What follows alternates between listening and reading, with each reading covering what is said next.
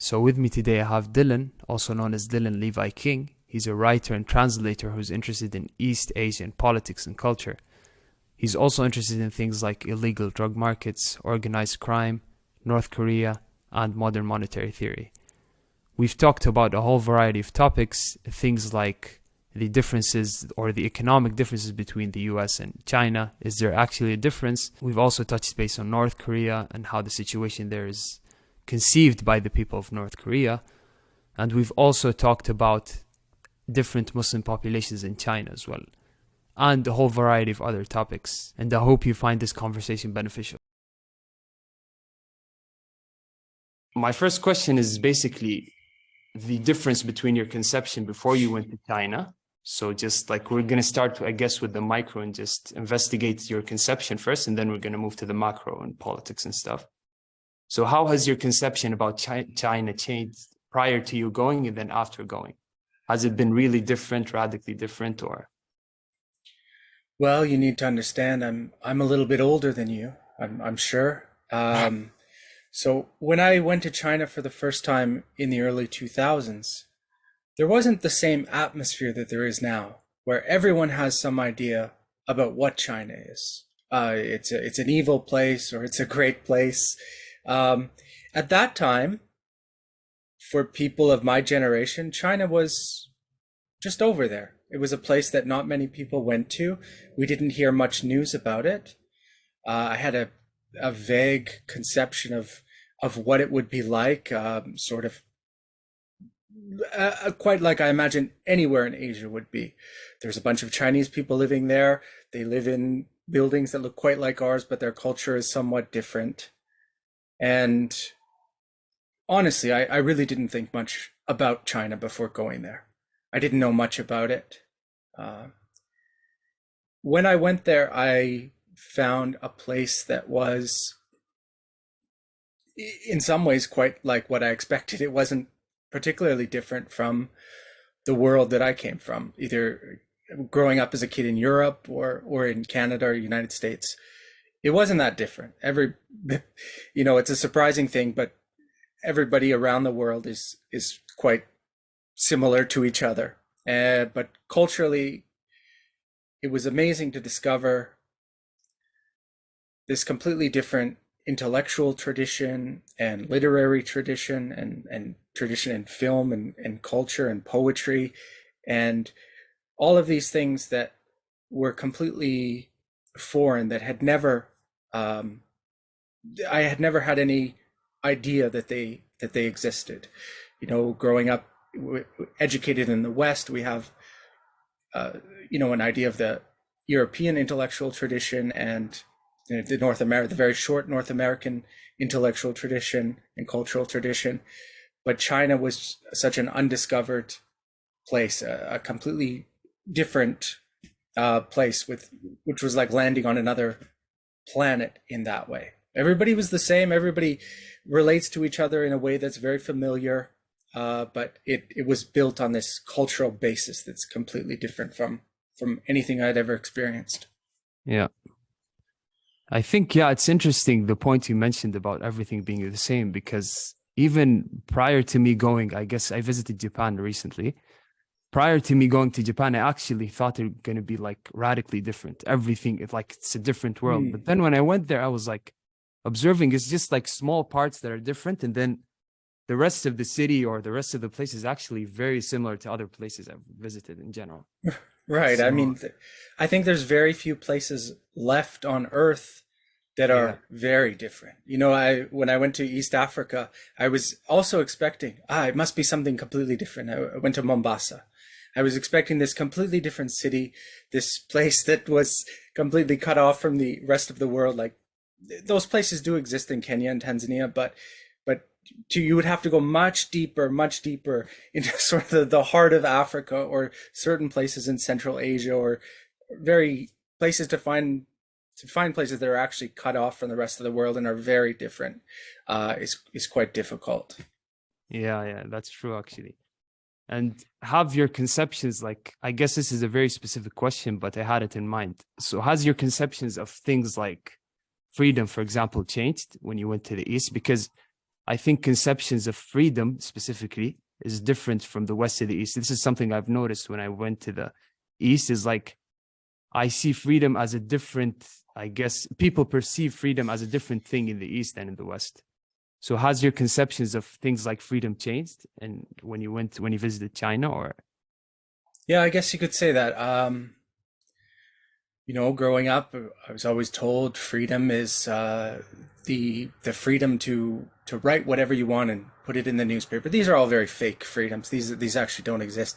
The freedom to hang whatever flag you want on your house. Those sorts of very superficial, very silly things that, in truth, don't really exist in yeah, theory or in practice. Whereas when I went to China, I found these young people who lived in an unfree country, a country that doesn't really have elections. Yes, they do have village elections, and yes, there is a different conception of democracy that operates there, but it was an unfree country, an illiberal country, and the people there had freedoms that I couldn't imagine. They had freedoms to they had hope. They had hope for the future. They had a what they were looking at versus the future that I was looking at was very different. They were planning to go to a university and start a career, to buy a home, to have families, to have connections with their families, their extended families, to travel around the country. Those freedoms were something that many people who I went to school with in Canada couldn't imagine. They were looking at a future where they wouldn't own a home, they wouldn't have a career, they would have no connection to their family.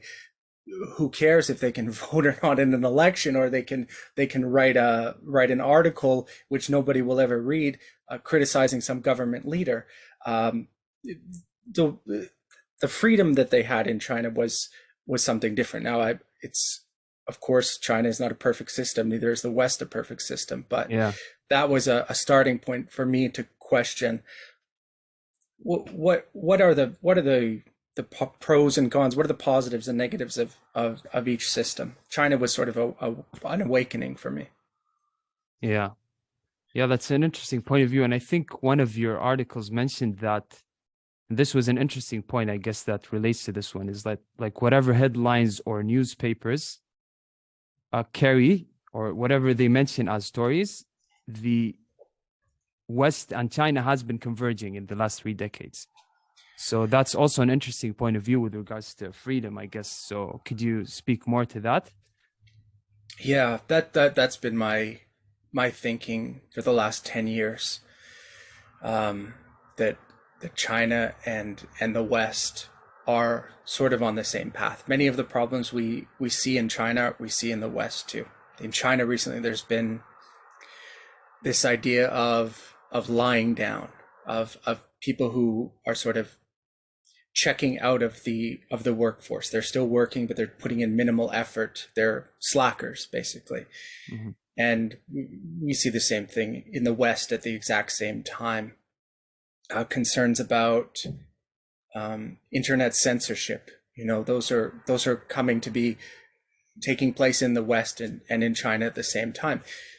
The truth is they have the same economic system, basically, China and the West. The political system might be a little bit different, but the economic system and the conditions in which a young person in San Francisco and a young person in Shanghai are living in are extraordinarily similar. Somebody living in Shanghai and somebody living in San Francisco, they're much closer together in economic conditions and outlook on life than somebody living in Uzbekistan and somebody living in San Francisco or something like that, or looking at different times, 50 years previous in China and 50 years previous in the United States. It's very clear that they've converged on each other, and they will continue to do so, despite all the tension between the United States and China on diplomatic tension. There's still a great deal of people moving back and forth. There's trade moving back and forth. These are two countries that are very closely linked, despite the stories you see in the newspaper. They do billions and billions of dollars in trade with each other. Kids in Shanghai are going to eat at Dairy Queen tonight as we speak. So yeah, this is the path. So when we look at a problem in China, like let's say controlling tech companies in China, it's very silly to write about that kind of problem as if it's only happening in China, as if the Chinese Communist Party is forced to do something to its tech companies and hold them back. We can look at that problem and see perhaps there's ideas there that are applicable to the West because they have the same problem with out of control tech companies. And when we look at tech companies in the United States and their power over political discourse and social life, those same things can be applied to China. So China problems are becoming very rare, like unique to China problems. So almost always I try to connect them out to what's happening in the Western world or elsewhere in Asia or Africa or the Central Asia, anywhere. Yeah, that's an interesting point of view, because even going back to the globalization thing, I think most of the world have the same kinds of problems, but the generators of those problems are different. So you have the same problems, but the generators are different. So you have in the West the leftist ideology giving rise to censorship, and then you have in China the Communist Party giving rise to censorship. So you have the same problem with two different generators of those problems, I guess. So That's right. I think that's fair to say. And in China now, the censorship is often it's often coming from the same. There's censorship. If let's say on Twitter now, you can't say certain things about transgender people, and that sort of appears to have come directly from very central powers. mhm. And in China, you could not say certain things about certain ethnic groups, and that also comes from central powers. But there's a whole layer of things that also come from the tech companies themselves, certain ways you need to behave on the internet, certain standards of behavior. Let's say posting, this is a very silly example, but a woman posting her breasts on Instagram, would also be forbidden on the Chinese equivalent of that. And Yeah. those are not necessarily rules that come from on high, but come as these tech companies control their platforms. And there's in both countries there's a limited number of platforms that have an immense amount of control. So yeah, the sources of it from the center are different, but the sources of it from the lower level of tech companies are kind of similar. They're kind of the same people, but Mm. many of them know each other from working in Silicon Valley. They all come from the same source. Well, yeah, that's interesting. But why do you think they try to hide this similarity of problems? So why do you think the media actually tries? It's not even the media, but does China portray itself as even though you mentioned that China is not very much a communist country, they have a very similar, I guess, economic system of the US. So why do they want to portray their economic system as different than the US? So is there like an anti-globalization move? Do they like want to avoid globalization as much as possible from a cultural perspective, or is there other things that weigh into this? Well, this helps to go back a little bit to 1978. That's when China's economy opened up to the outside world. There were basically two factions there. There were people who were pragmatists, who wanted to basically bring in capitalism right away, basically run like a shock doctrine, like there was in the Soviet Union and Eastern Europe. And then there were people who were called leftists. They were conservatives. They wanted to slow it down. They wanted to say, slow down, we need to keep the state in control of things. We need to stop the influence of the West. So from 1978 through the 1990s, there was this tension between the two groups, the people who wanted to open it up and the people who wanted to hold back. The people who wanted to hold back always constructed the West as the other, the villainous thing. So in all the campaigns through the 1990s and the 1980s, the danger was always westernization. They would use different names for it. They would call it bourgeois liberalization. They would call it spiritual pollution. but the West was always the demon at the door, who the leftists, the conservatives, it's a little strange to call them conservatives. Yeah. We think in the left of the leftists as crazy Exactly. progressives, but Yeah. in China they were conservatives who wanted to Oh, preserve what they had. That they wanted to keep it on a Maoist road. So the West was always the thing that they used to beat up. They said the West brings pornography. The West brings decadence. The West brings hamburgers and makes us all fat. And that undercurrent has sort of continued until the present. So, the present leadership, to justify a lot of their steps they're taking, which are quite economically conservative and are trying to turn things back towards a more socialist route, they will often call on that demon again and show the demon that's at the doorway. Do you want to be like America? Now it isn't really pornography and those sorts of things. It's transgenderism and interracial marriage and gun crime and violence, showing those things. The West is always the demon for the people who want to keep things on track in China. Yeah. That's an interesting point of view, because I think it has like I guess some element of truth. Like there is a justification towards their fear, but I guess they've took it to the more extreme level.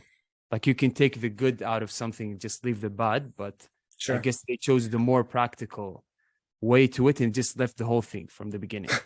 Yes. I mean, and in the West, there's sort of the opposite thing where Chinese communism, you see people on right-wing American talk shows talking about Chinese communism, which, I mean, doesn't really exist anymore. Yeah. Chinese communism is kids are in their 20s delivering for Uber or whatever the Chinese equivalent is. It's people who are struggling to buy a house. I mean, you have nothing to fear from Chinese communism, but it's also, China is still constructed as the great demon at the doorstep who's going to bring, who knows what they're going to bring, but it's the same thing that the Soviet Union was going to bring, and what Cuba has the potential to bring. It's constructed as the evil that's just lingering there, waiting to sweep in if we can't hold it back. So is there like any, I guess, positive outcomes out of avoiding this? Like, is there any positive outcomes you can see from the leftist view of the Chinese culture, let's say, of like just pushing away the West and all these things? Do you think there is like good sides of it towards the control?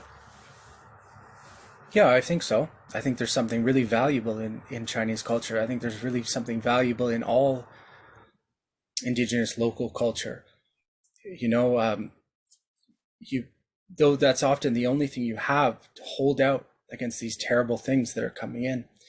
There's a reason that the radical Islam was such a powerful force, because it was almost the only thing left. It was this, Islam was this amazing tradition that linked people together and held out against the West, and the terrible things that it could bring in. It wasn't bringing in anything good. It wouldn't have brought in anything good to China in the 1980s or 1990s, and I think that's still true.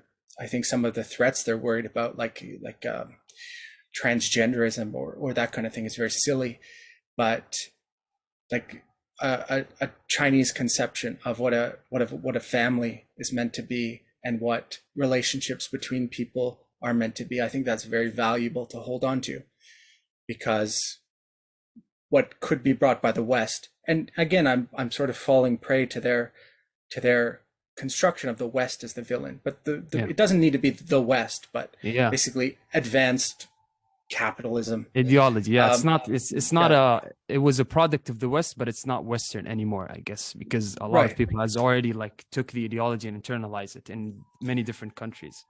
So and in China, it's not only the leftists who are holding back. There's sort of there's been a split among conservatives. So there's conservatives in China who want to turn back to like 1960, who are leftists, I would say, who are Maoists in some sense.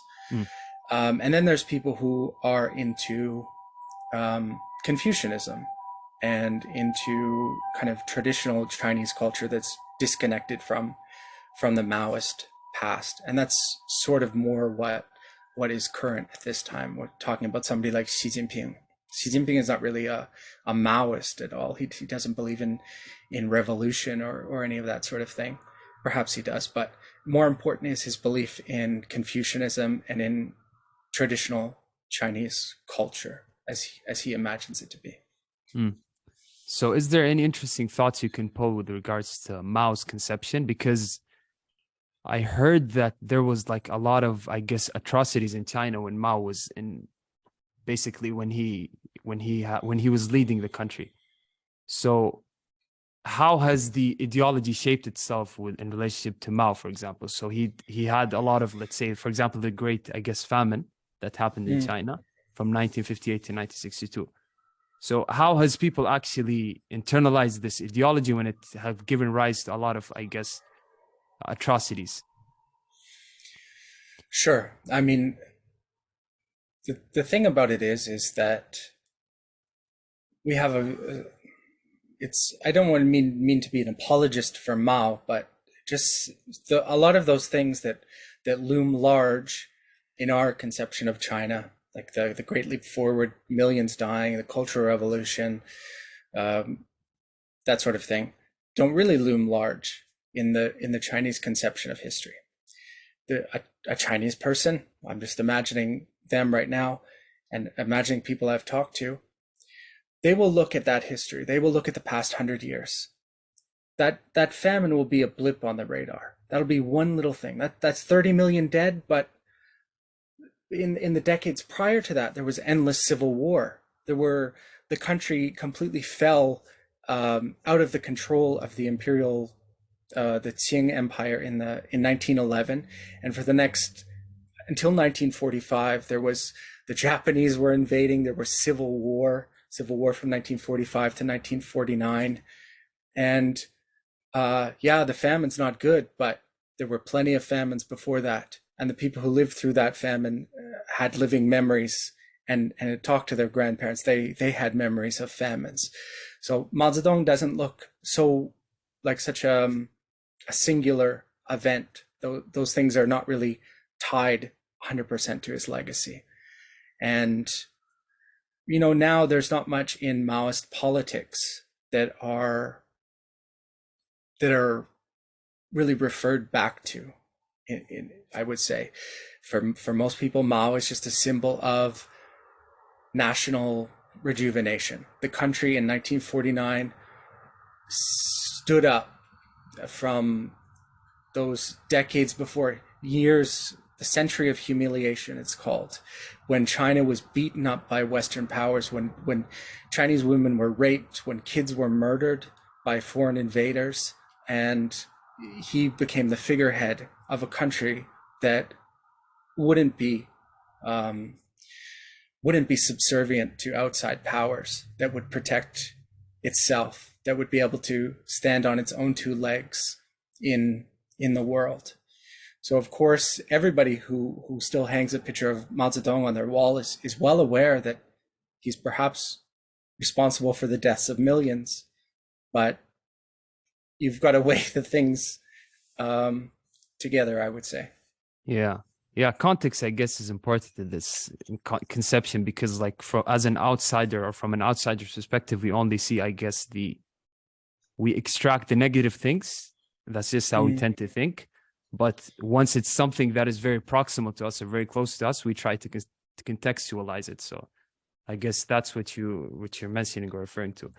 But there's like an interesting thing I pulled from an article of yours. I think it was a translated piece written by someone else. I can't remember their name, but they mentioned his name is Konotaro, I think. Yeah. So he said that Japan was the last socialist country. So how true is that? Because we usually conceptualize as China but as you've alluded to before, China is not a communist country anymore, I guess. So, or socialist to be specific. So how could you say something more with regards to Japan being the last socialist country? Yeah. I'll say something about Konotaro first. Yeah. He's sort of a liberal politician in Japan. He's one of the few politicians who speaks English. I think he went to Georgetown University in America. He worked with the Democratic Party in America. He's a very, neoliberal, turn everything over to the market guy. So what he's referring to there is something that Japanese people say. Chinese people are also fond of looking at Japan as a model of socialism, because it was the system that was rebuilt after the war was a system where the state had a great deal of power. The state could decide which industries would grow. The state could decide where those industries would be located. And those industries were dominated by a handful of companies. There weren't many of them, so they were very easily controlled by the state. Those companies would provide housing to the workers. They would provide a job for life. They would provide everything. Japanese people came of age in this kind of society, a society where you would live and work in the same place, where you knew your job was going to be guaranteed by the company and behind them by the state for life. Everything was incredibly stable. I mean, that's one reason why the United States in the 1980s kind of went to war with Japan over its protectionism of its industries and those sorts of things. And in the late 1980s, not early 1990s, you see this complete shift in Japan, where all of those Japanese socialism, if you call it that, the control of the state over the economy is completely dismantled. You have a lot of state-owned companies which are privatized. They privatize the post office, privatize transportation companies. At the same time that China and the Soviet Union are leaving socialism, Japan is undergoing the same process. Konotaro is obviously very happy that socialism has ended here, but many people are not happy, because what happened when socialism, if you want to call it that, ended here is that there was a bubble economy. The economy crashed, and there's been 4 decades of no economic growth, or very minimal economic growth, and people have had to adapt to that new way of life. In China, it was quite a bit easier, because China, the economy was booming during that time, that they were, cutting down all the last vestiges of socialism. The economy was booming. People had no trouble making a ton of money. Well, that didn't happen in Japan, where the economy was flat. At the same time, they were privatizing everything and tossing everyone out of work. Interesting. So is there any I guess this is a very basic question, but I kind of conflated the two in the previous question, so I'm interested to know. Is there any interesting thoughts you can pull with regards to the difference between socialism and communism as an ideology, I guess? Is there any difference there to think about? Maybe if you asked a socialist that question, they would have some better answer. I mean, under Chinese socialism, communism was always the end goal, which would be complete control by the people of the means of production. That was never really achieved in China or in Japan. They were sort of kind of on the same state of going down the socialist road. Yeah, I mean, you would a communist or a socialist would have a very detailed answer to that question, but I'm afraid I don't. Yeah. So speaking of communism, socialism, this is another thing you're kind of interested in, which is like organized crime and all these things. So do you think the more a country is socialist, the more it has a predominance for organized crime, or is that not true? So is the probability of an organized crime more with regards to countries that are more socialist, or is that not true? Well, Japan is an interesting example, because the Yakuza, they were a legal organization. They were not illegal. They were not underground. If you were a Yakuza, you would register your Yakuza group with the government, and they would have a complete list of your membership. Those were legal organizations. And in Japan, they were working closely with the government. The government was in control of them. So if there was a strike at a factory, it wouldn't look good for the government to send their police to smash in the heads of all the labor organizers. So they would call their friends in the Yakuza. The Yakuza would also manage the sex industry. So in Japan, there's sort of quasi-legal prostitution. Yeah. And that was managed by the Yakuza.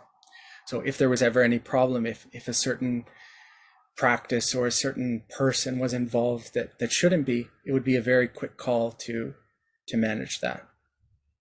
Now in China, it was the complete opposite. Everything was underground. So, I mean, there's two approaches. Japan has socialist organized crime in a way where the state is controlling organized crime and controlling those industries, whereas China completely put it to the side. The question of whether or not crime can flourish under socialism, or whether that's a better condition for it to flourish, I think not necessarily. I mean, socialism is all about state control and whether you regulate it carefully through maintaining organized crime as a thing you want to manage, or completely wiping it out and crushing it, I think is kind of disconnected with the socialist system. You have both models that can work. In China and Japan at the present, Japan at the same time that they dismantled socialism, as Konotaro calls it, in Japan they also dismantled the power of the Yakuza. So they made lots of laws saying the Yakuza can't open bank accounts, the Yakuza can't work in business. So it's a completely legal organization that has many members, but there's very few things they can do anymore. So they can't control prostitution anymore. So they're sort of gutless. So those prostitution and let's say gambling, those were completely turned over to disorganized crime, sort of just gangster freelancers who came in on the side, who couldn't be controlled by the government. So you have more chaos there. In China, at the same time, while they were dismantling socialism, they were often sort of going back to the Japanese model, where they would control the gangsters. They have an idea of the Red-Black Alliance, where the Communist Party was often closely connected to local organized crime, which was good in a way, because you could say, if there's people selling drugs here, you can get them on the phone and say, you can sell drugs, that's fine, we need 10%, and do not go near the schools, do not go near this nice neighborhood. We don't want any drug dealers walking on the street. If people want to buy drugs, they go to this location, or we're going to kill you all, we're going to throw you in jail. So I mean, both systems of managing crime are kind of separate from the political system in a way. Yeah, sometimes when I look at like organized crime, I guess organizations, I'm like, if you actually can build a big empire like this one, why not go the legal way? So that's a question I had. Like, why not go the trouble of being legal and just build? Because if you can't build an organized crime organization, then you probably have some skills that can actually give rise to profit in a legal way, I guess.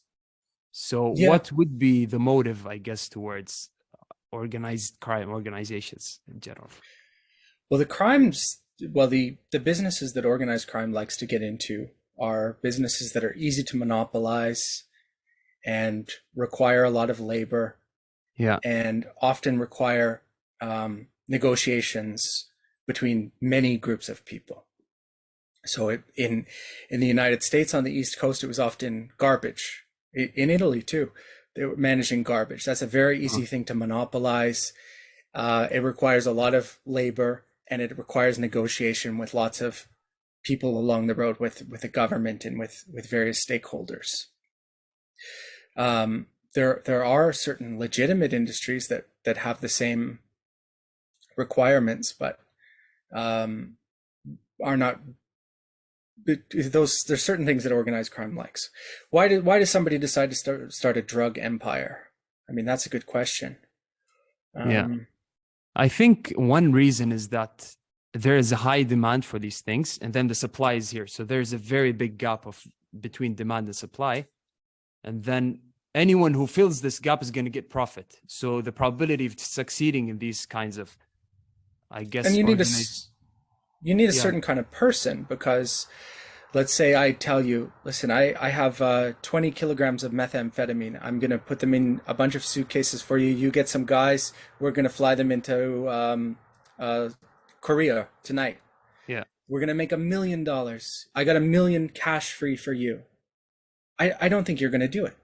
You have to have people who have nerves of steel and who are willing to risk everything. yeah, There's people who are willing to risk everything, as all of their money, perhaps all of their family's money, all of their friends' money on a startup venture or something like that. But this is risk on another level. This is facing death or spending the rest of your life in prison. I think there's very few people who are willing to do that. yeah, exactly. But I guess there's almost a guarantee of succeeding, I guess. So it's a Right, risk, right, but right. the probability of succeeding once you get into that niche, I guess, is very high. So you have an entrepreneur Yes. who's risking his, I guess, profit, but there isn't a very high probability of succeeding, but as opposed to Yeah, I think there's a right. certain kind of individual who is intelligent enough to come up with a scheme, also has that risk-taking mindset, but is also completely unwilling to wait around for the reward. Who is very interested in making that million overnight. Yeah, yeah. Interesting. So there is one thing I pulled from an article of yours, which is saying that it was very interesting actually. You were talking, I guess, about the going back to the Chinese argument is you were talking about the white left, I think they're called. Mm, So you said that Chinese people who support gender equality and who are opposed to racism and Islamophobia and who would like to see minority nationalities treated with a little more dignity, those people are often seen as anti-Chinese. So is that mm, in the context of the leftists, as you mentioned, or is it a general phenomenon in China as in general? mm. Well, that's interesting because often the people who are making those statements are people who are leftists. They are, let's call them communists or socialists. They're people who believe in Chinese socialism but hate this white left, because they think that's a fake leftism. That's leftism without any economics, and it's just all about social progressivism. I mean, it again comes back to the idea of the West as the demon, because those people who believe in bringing in refugees to China and of believing in gender equality, those kind of things are seen as connected to the West. I think that's true for many places around the world. In I think in Russia, that's very true, where many NGOs were shut down because gender equality and whatnot kind of NGOs were shut down because for the stated reason of they were connected to the West. They were being manipulated by the West. I think you can see that around the world, and it's definitely true in China too. I think there is some truth to that. I mean, I think gender equality is fine, but often it is true those NGOs are bankrolled by, let's say, the National Endowment for Democracy or Western powers that do have other goals of undermining local traditions. So I think there is something there. Yeah, I think it's interesting. Like the gender equality, I guess, is different from culture to culture. So a lot of Eastern culture don't actually believe in gender equality in the Western sense of the term, I guess. But Mm, the more controversial side of it is the Islamophobia and racism, as you mentioned, because there are a lot of, like, I guess, you can call them minorities in China that actually have been living in China for a long time. So they're mm, not considered, I guess, refugees, but they still get the hate, I guess, of the anti-Chinese. So is there yeah, anything you can think about with regards to the ethnic minorities, such as the Uyghurs, for example? sure. I mean, apart from the Uyghurs, there are tens of millions of Muslims in China, called the Hui. Those are Exactly. the Hui. The Hui are ethnically the same as the Chinese. They're completely genetically the same. They happen to have been they happen to be reverts to Islam because of some Persian people who came down the Silk Road and said, "We've got this thing. Do you want to hear about it?" So the Hui live all over China, from the south, from the very south to the north, to the far west, to the east. They are everywhere, and they are often indistinguishable from Chinese. Some of them are connected with particular Sufi sects that do have somewhat different practices and do stand out, but most of them would not stand out from the Chinese, except for perhaps, of course, not eating pork, not drinking, those kinds of things. Those people we have to go back. So in the 1990s, Saudi Arabia and some Gulf states spent a lot of money supporting the Hui Muslims. They would come over and they would say, "Oh, your mosque is falling down. It's not very nice. We'll build a new mosque for you. We're also going to invest in this halal food business that you guys are doing." So in that way, the Hui and Muslims in general came to be associated with the sort of the larger Muslim world, and a world that was outside of China, that was separated from China. So these young Chinese who became very Islamophobic would see a business sprout up that was selling halal food, or they would see a great big mosque built in their village, and the thing about it is the money that came from the Gulf states to build mosques. They had a particular architectural style that they liked. They would build very grand mosques with very high minarets, and it was sort of, in the past, the Hui had always built according to sort of like a very Chinese style, or perhaps even a slightly Persian style, and it was seen as an outside force. So these young Chinese men who became Islamophobic would connect that resurgence of Hui and of Hui cultural practices to a larger progressive agenda, like bringing in refugees. To be honest, I think most Hui in China have really no interest in bringing in refugees, or of course, probably not even gender equality. Many are quite traditional people, but these are all mixed up together in the minds of people who became Islamophobic. I would describe it that way. Wow, interesting. So like this phenomena of even like I'm not sure what they called the population. You said, what were they called? Hui?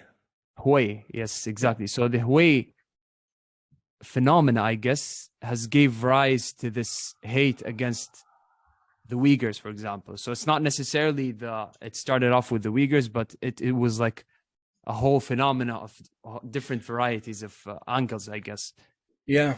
So like after September 11th, China and the United States became very close, because what we're describing is just a number of issues that all come together. So let's go back to Soviet invasion of Afghanistan. When that happens, China supports the United States. They send a lot of Uyghur fighters to train in Pakistan and go over through the tribal regions to fight the Soviets. And those men come back. They were exposed to a different kind of Islam, a more militant Islam, an Islam that required much more devotion. So they would come back to Xinjiang, and they would spread that kind of Islam, because they were reborn. They were perhaps, the Uyghurs were often not very strict Muslims for the previous 100 years, but there was this injection of very strict Islam after the Soviet invasion and the fighters coming back.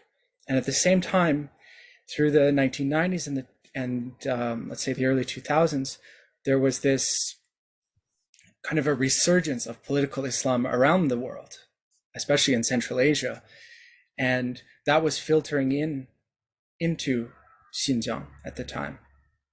So after September 11th, the United States declared war on global Islam. I think that's fair to say. Yeah. And War on terror, but yeah, the it's war on war on, terror. Yes, yeah, yes, but all of the terrorists happen to be Muslim. yeah, Yeah, and China was on board with that. China said this is a good chance for us because what we want to do, we don't really like those our local Muslims in Xinjiang sneaking through to Afghanistan and fighting. You know, they were going over to meet with Osama bin Laden and having a lot of connections there. So China said, that's perfect. We can deal with that problem. So that's the sort of a first wave of Islamophobia there.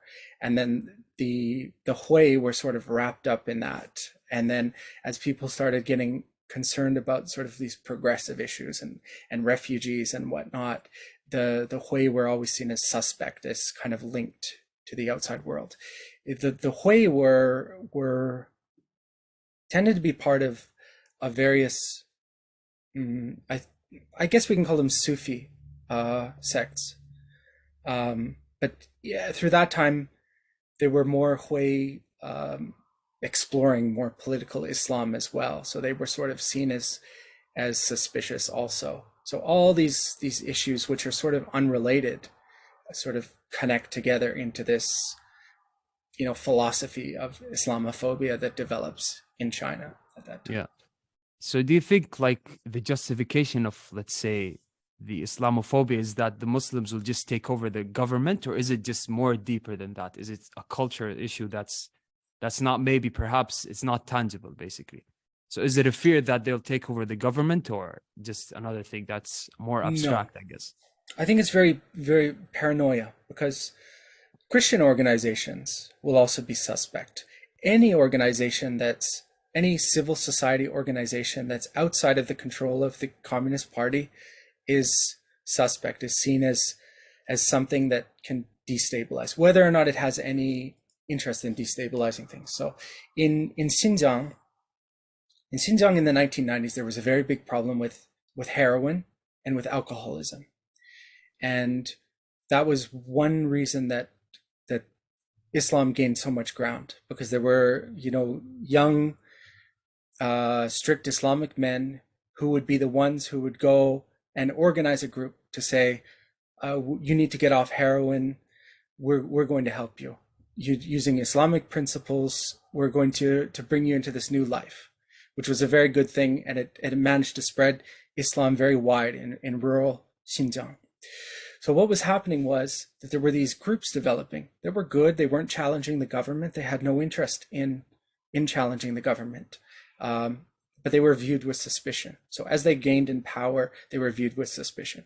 These men would say, it looks like the world around us, many of our Uyghur brothers and sisters are having a very tough time living with Chinese culture, with alcohol and with drugs coming in, and with these films and books and this culture that doesn't have anything to do with us and is very dangerous. So they would organize schools and they would send their kids to these schools. Often they would still send their kids to the state school, but they would have, let's say, maybe they would get off of school on Fridays and they would send their kids to the school on Friday, and they organize activities on the weekend. These are very innocent things that had no challenge to the government, but were viewed with incredible suspicion, because in China, you must have absolute control over everything that's going on. The Chinese government is very paranoid about those kind of things. Again, you have to also include that there was a nationalist movement in Xinjiang. There were certain people who were interested in having a state called East Turkestan. These were often not the strict Muslims. These were often people who were Western educated or influenced by that Western education, but they all got tied up together in one wild bundle. They were all viewed with suspicion.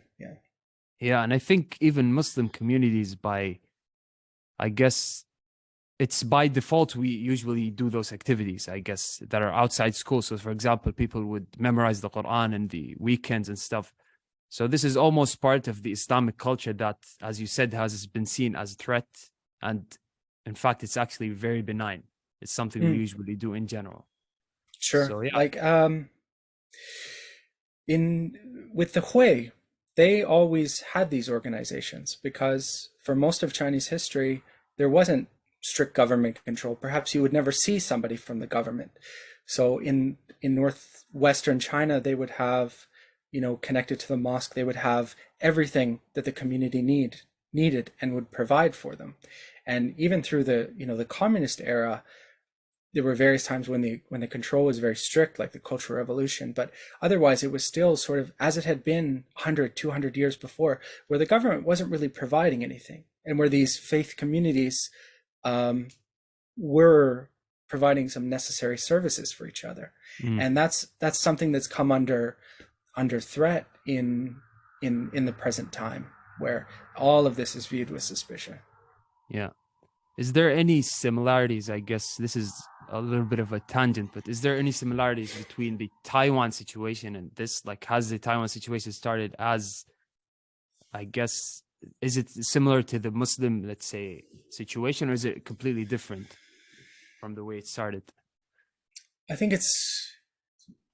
the Taiwan situation goes back to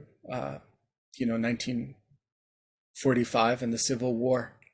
It goes back before that, of course, with the Japanese controlling Taiwan and giving it back, and the nationalists of Chiang Kai-shek running there. There were always fights back and forth over Taiwan itself and the outlying islands through the 1950s and up until the present. I think to a great deal that's a very fake issue. I think it's something that is, China for the past 70 years has not attempted to take back Taiwan. Taiwan has not declared independence. Everything has stayed the same. Taiwan has very important links with China. Many Taiwanese are working in China. Many Chinese are working in Taiwan. They speak the same language. I mean, Taiwan has a Taiwanese language that is a mainland Chinese language. They are ethnically, identical and linguistically identical and culturally identical to a great extent. And to be honest, I think this Taiwan issue is very much a creation of the Western media as a way to drive China to do something. At the same time, there are people in China who are very dissatisfied with their government, for not taking Taiwan. So all the time, Xi Jinping is at the top. America is rattling his cage, and also there's many people in China who say, "Listen, we could take Taiwan tomorrow. We don't have to listen to these Americans' dogs braying and barking. We could take Taiwan tomorrow. Xi Jinping, do it, do it, do it." So he has this very tough balance of controlling these people who would very much like to take Taiwan in his country, and also the provocation of the United States. I think if you made the bet in the long run that everything will stay the same for quite a long time from now. Hmm.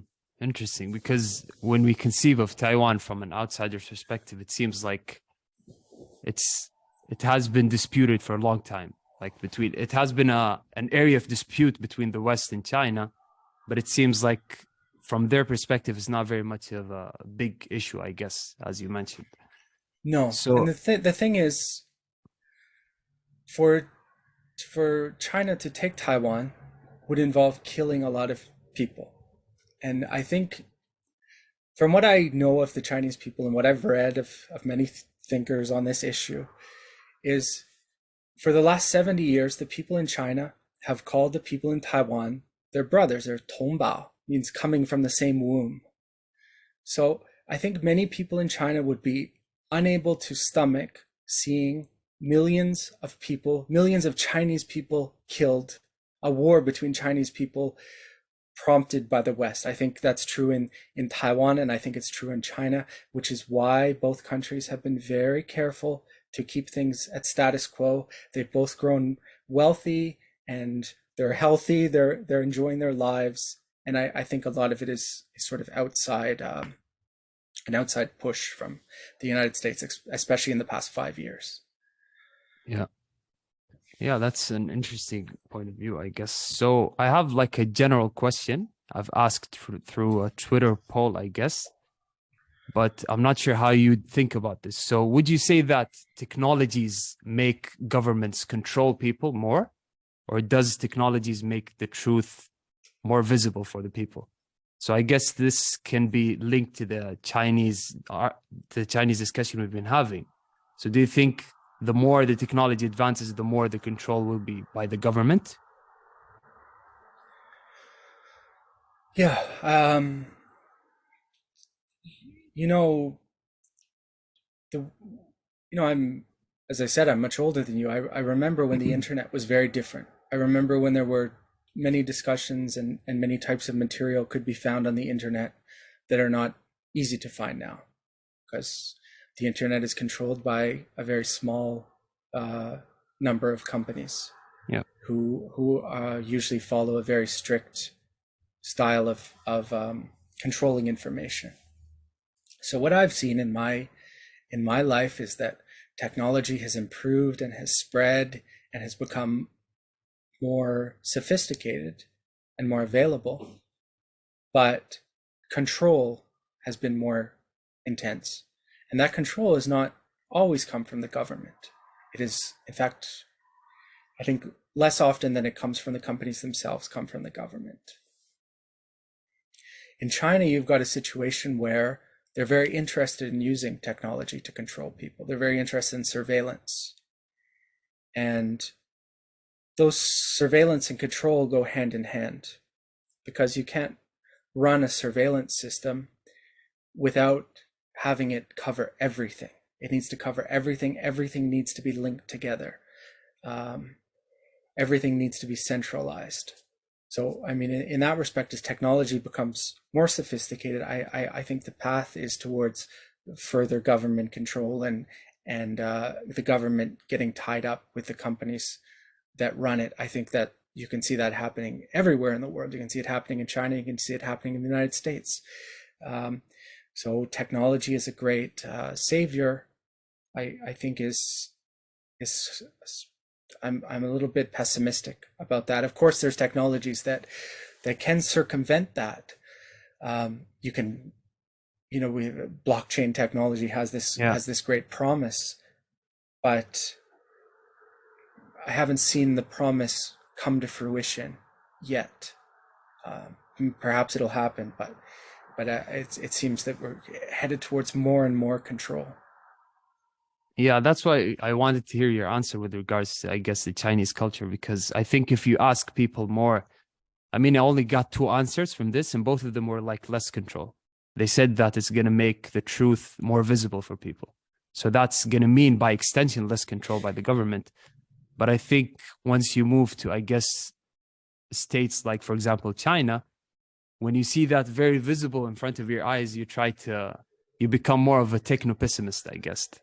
So, Yeah, when I think of the people who are really free, they are not people who are living in the people who are really free are people who are, herding sheep in Uzbekistan, disconnected from the internet entirely, who have no access to information perhaps, but are living very free lives, untouched by the government or by corporations to a great extent. If you live in a highly technologically advanced society, no matter where it is on earth, you are also going to be subject to a great amount of control. There's never been like a techno libertarian paradise that doesn't exist on earth. yeah, yeah, that's true, actually.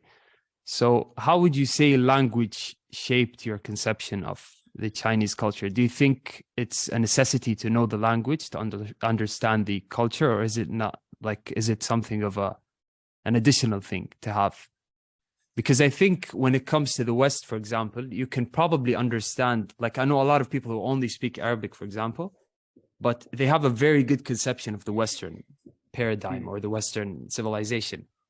But I think the more you move towards the East, the less that becomes true. So how would you say language shaped your perspective with regards to the Chinese culture?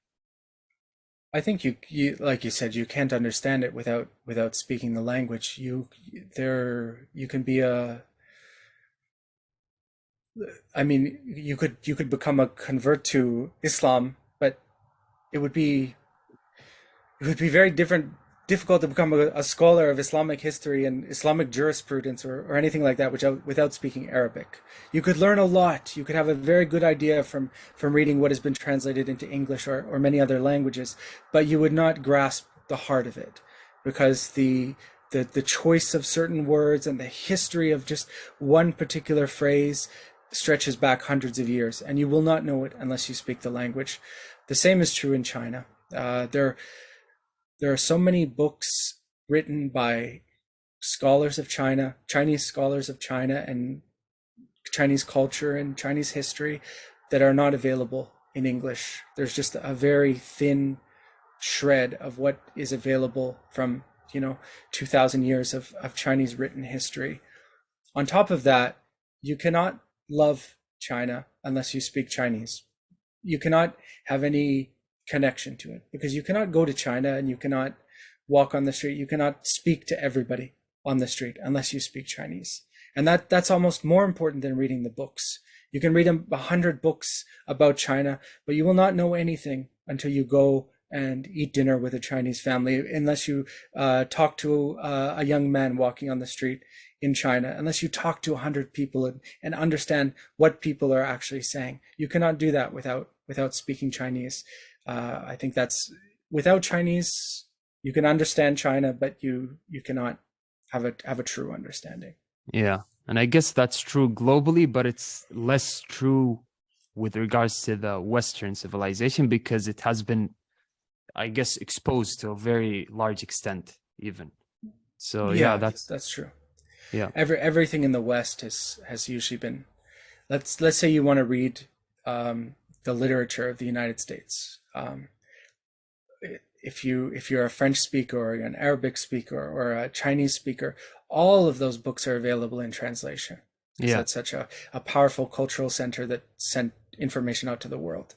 But if you exactly. want to read Chinese literature, if you cannot do it unless you understand Chinese. If you want to Yeah, read Japanese literature, Egyptian literature, you must know the language and be able to speak and read it, or you won't yeah, know anything. yeah. There's another interesting thing you've mentioned in one of your articles, which is population collapse, basically, especially in the eastern side of the world, like places like Japan and Korea and China. And you mentioned one point which was interesting. You said that the more the government moves towards privatization, the less the population is going to grow, basically. So how did you come to this conclusion of this specific correlation of the privatization and population, I guess, collapse or whatever you want to call it? Sure. Well, I think in every country you have a population, a demographic turn where these countries get wealthier. That happens in China in the 1970s. As the country goes wealthier, it begins to shift. And at the same time, in all these countries in East Asia, the political system, the economic system, begins breaking people apart. It begins atomizing people because the unit of control is no longer the family. The family is no longer what's considered the elementary particle of society. Society is made up of individuals. And as that economic and political system advances, people get further and further and further apart. The traditional family is something that is resistant to capitalist modernity. It's something that has to be slowly pushed aside. The individual is the most important thing. The happiness of the individual, their satisfaction with life, their career prospects. There's not really preached the idea of it is better to raise a family than it is to become a millionaire. It would Yeah, be better if you had made $500,000 and had a family also, but that's not the family is diminished, and the individual becomes paramount in all these systems, and that's what you can see in Japan, where people are increasingly lonely and increasingly left their homes and live by themselves in the city. That's what happened in China. People left their homes and lived by themselves in the city. And those connections between family that should form this chain going back through generations are broken. People do not get the value of your grandparents, your grandfather, or your religious leaders are no longer as important either, because you're getting information from all these sources, which are telling you how to live your life in a way that you perhaps think you don't need those people, and it becomes very hard because the focus with demographic collapse and the population collapse is always with people having more children. But actually, if you look at Japan and China, the people who do get married usually have kids at a level above replacement fertility rate, like 2.1. But the marriage rate is really the problem, the marriage and the divorce rate. The marriage rate is extremely low. The divorce rate is quite high because you have this economic and political system celebrating the individual, glorifying the individual, and telling the individual that they need to be an individual. And this system is very, very painful to people. It makes people very lonely. It makes people difficult to connect with each other. If you go back 50 years in China, 50 years in Japan, everybody is living together in not necessarily villages, but in, let's say, a factory dormitory, or a factory community. And you have social events. You go to a dinner every Saturday night. In China, you have this village life. Also, you have a communal life under socialism. Also, and all those things have been smashed apart. So you have young men and young women trying to find romance or something like it through their telephones, and those telephones are not that's not any way to meet a person. Those are all controlled. Those are all algorithms. Those all become games that these software algorithms are playing with you, turning this search for romance into a game. You have very many lonely young men and women in China and Japan and everywhere on earth that this sort of thing has taken place. So it's very difficult to reverse that. It's very difficult to go back to a sort of healthier sense of community where you are connected back through the past, through generations, and connected outward to the people in the community around you. It's very hard to find that in East Asia.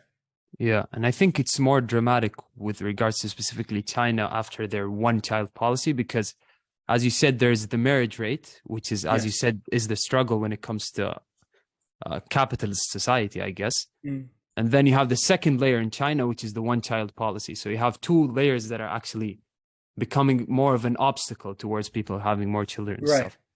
China's quite funny because the one-child policy was it wasn't successful. I mean, the rate would have fallen down anyways.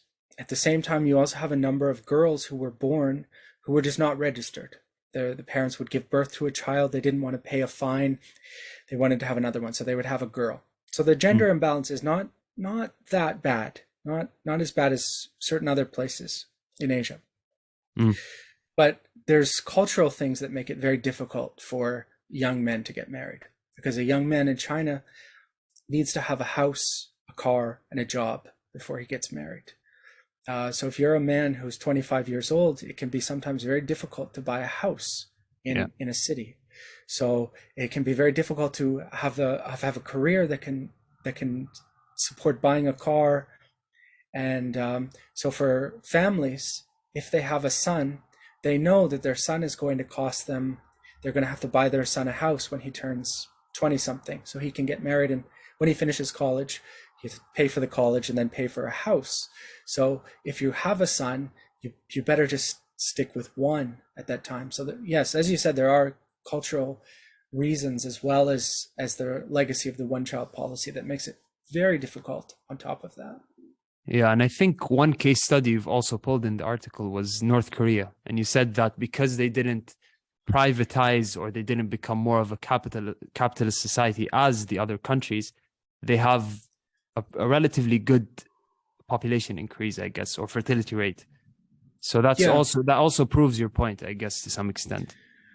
yeah. But I mean, in Korea, basically, if you had a kid, there was no pressure to send them to a private school or buy them a house. You didn't have to worry, and because of economic conditions and famines, it was better to have lots of children because you didn't, as in all traditional societies, it was better to have more children because you didn't know how many were going to live until they reached adulthood.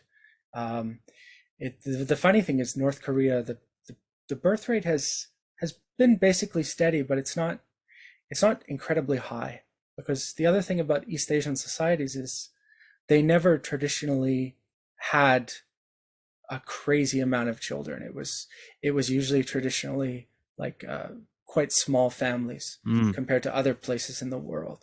So that's sort of a legacy of that as well. Yeah. So speaking of North Korea, there's a very interesting, I guess, case study that people have been observing for a lot of years now, which is North Korea. So is there any similarities, I guess, between the approach of the Chinese and North Koreans? Is there any interesting thoughts you can pull with regards to North Korea as a regime, I guess, or government? Well, in all of East Asian society, it has some similarities. There's a Yeah. reason that China, Japan, and both Koreas didn't have a lot of political change for the last 50 years. They were basically one party states. That's true in Japan, where the same party has been in power for most of the last 70 years, and in China, where the same party has been in power. Korea, which only exited from a dictatorship in around 1988, and it's true in North Korea. There's a reason. There's these some of these traditions are hardwired into culture because that's the came from the same basic structures of traditional culture in these countries that were all in communication with each other, all sort of adopting the same Confucian and Buddhist religious cultures. Now Korea is basically does its own version of what everybody else does, of what Japan does and what South Korea does and what China does. They're not particularly different. North Korea has a very different history, but it's deep down in the way the society is organized. It's very similar to the way Chinese society is organized, and in some respects to the way, of course, very similar to the way South Korean society is organized, and Japanese society, where you have sort of a central power at the top, and everybody is organized under it. And at Mm. the same way in China and in Japan, there was a great distance between the power at the top and the activities going on at the bottom. So in North Korea, we have this image of this under the Korean Workers' Party, this very strict governance. But at the same time, there's private markets going there, and there was always a great deal of traffic back and forth across the Chinese border, and a little bit of chaos at the bottom, which is very true for almost all East Asian societies. Korea is a very strange case because it does have a birth rate that's higher than everywhere else. It does look sort of look like a hopeful case. It seems like a place that's still vital, that is that could outbreed South Korea. It could have a higher population than South Korea very quickly. Yeah.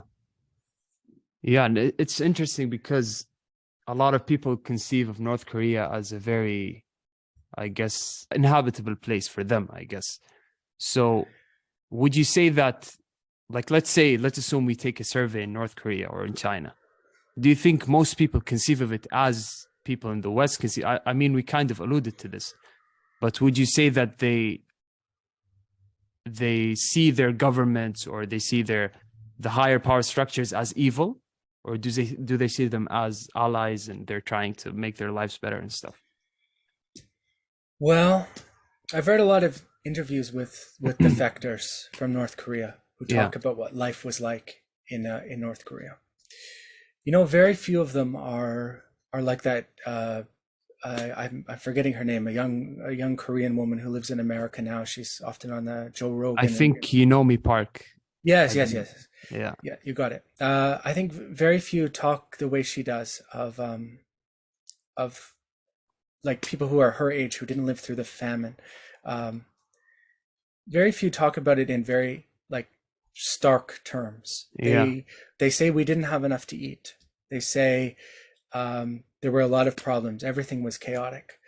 But there was one that struck me. This young man who lived in North Korea, grew up in North Korea, and left when he was 16 years old, and he went to South Korea. And he said everything was a paradise for a kid Wow. because we could play outside. We didn't really matter if we went to school or not. There was no pressure. We didn't have to worry about getting into a private school. We didn't have to worry about having a career because, well, we'll probably work at our parents' job or they'll give us some kind of, we'll go work on a farm or whatever. But as kids, there was no pressure. And we could watch videos from the South. People would bring in USB drives.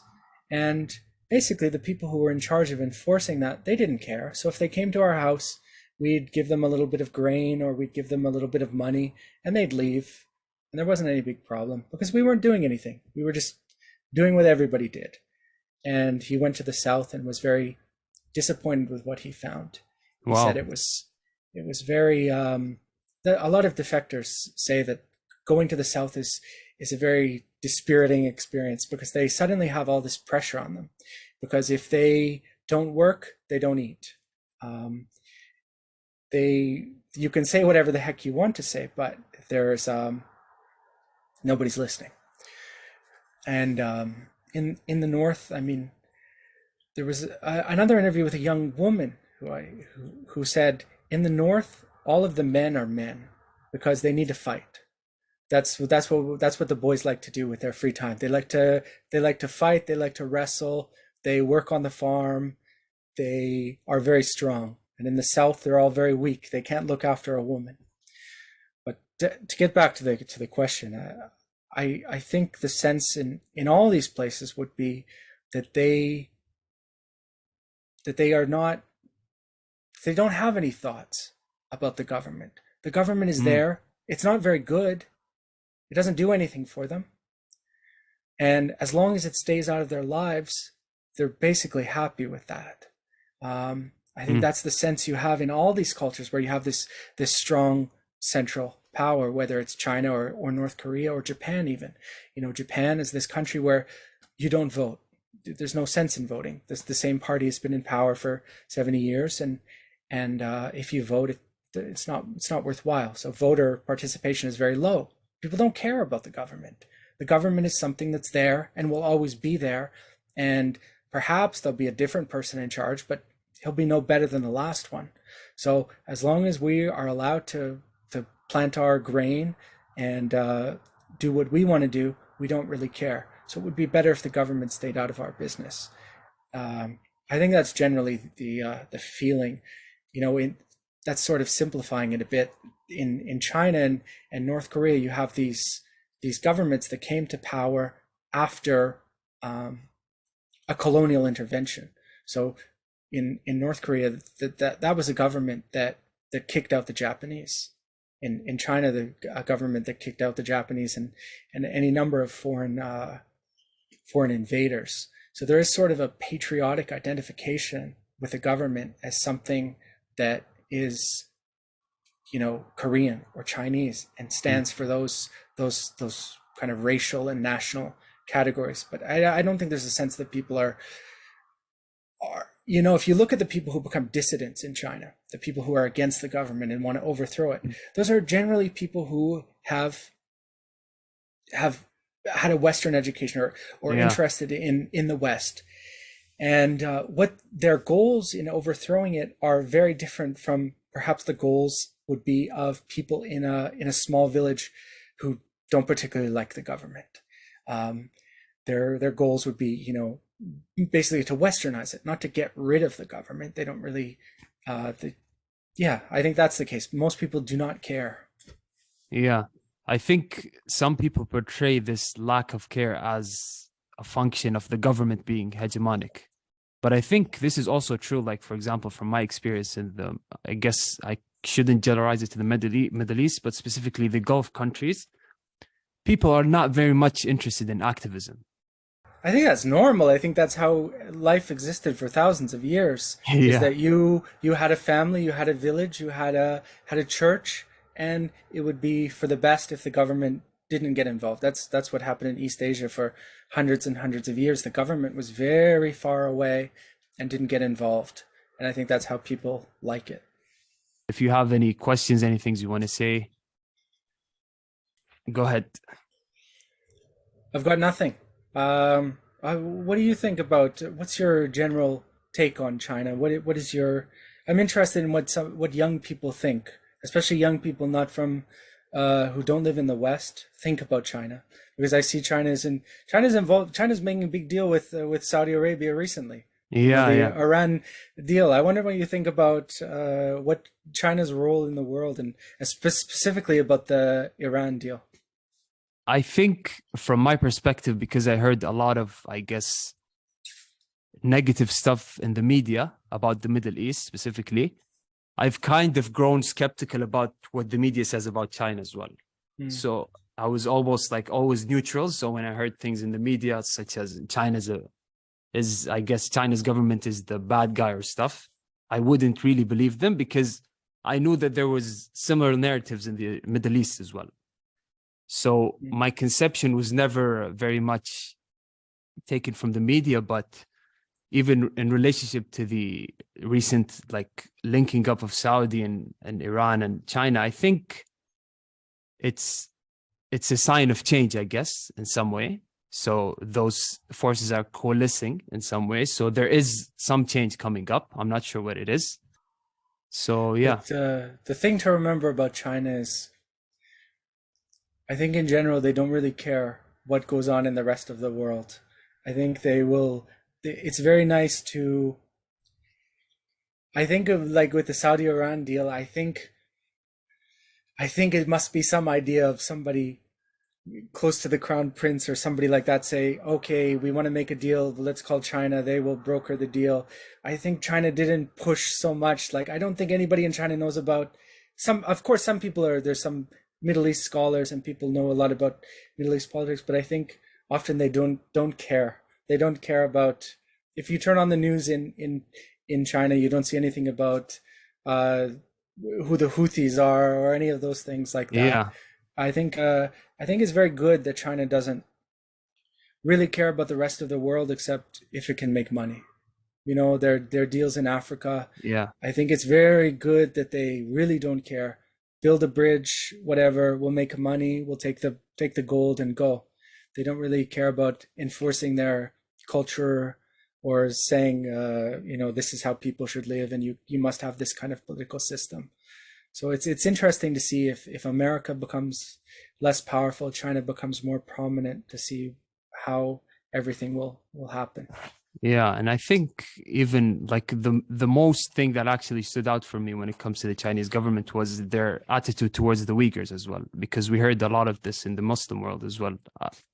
As you know, like we consider them our Muslim brothers and stuff. So that was the most thing that actually stood out to me when it comes to criticism with regards to the Chinese government. So that's why I'm saying coalescing power with the Gulf countries, Iran, is a sign of change, hopefully towards as well the Uyghur situation. Although I'm not sure how that plays out with regards to a geopolitical perspective, but I really wish that something would happen with regards to that situation in the future, to the better, of course. I think so. The thing is very strange because the people who are very powerful among the Uyghurs who are overseas, not so much, there's some, it's not, I'm talking about the ones who are in America, are usually are not the ones who are not so religious, I guess we could say. Mm, They're more yeah. interested in sort of the nationalist project. Ah, okay. And unfortunately, of separating of East Turkestan. They're connected with some certain very religious people, but The problem is the ones the Muslim Uyghurs who stayed behind were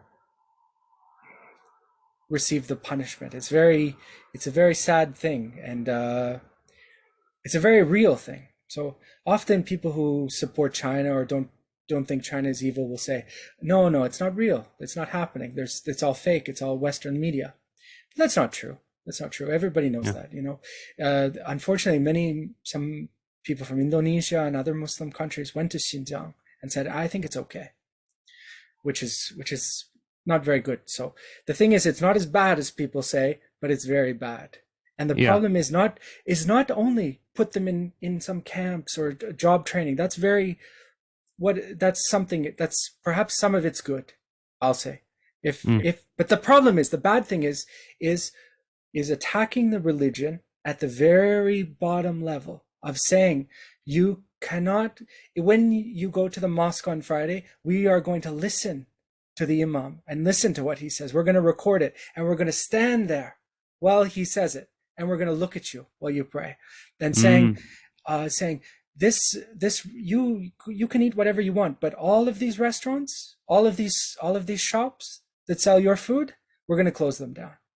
And saying you want your kid not to go to a Chinese school. We want him to go to a Chinese school, but you want him to go to an Islamic school also. You want him to be able to know the religion. You can't do it. You can't do it.